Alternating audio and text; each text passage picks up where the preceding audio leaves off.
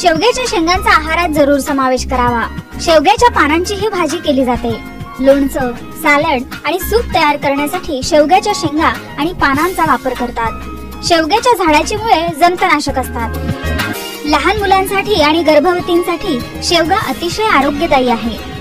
शेवग्यात carbohydrate, protein, calcium, potassium, iron, magnesium, vitamin A, C आणि B complex भरपूर प्रमाणात आढळून येतं।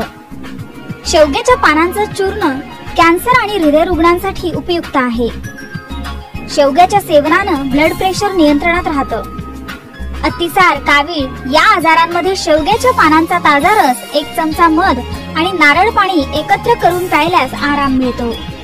शेवग्यामध्ये व्हिटॅमिन ए असल्यामुळे सौंदर्य वृद्धी होते, तसंच डोळ्यांचं आरोग्य देखील उत्तम राहतं।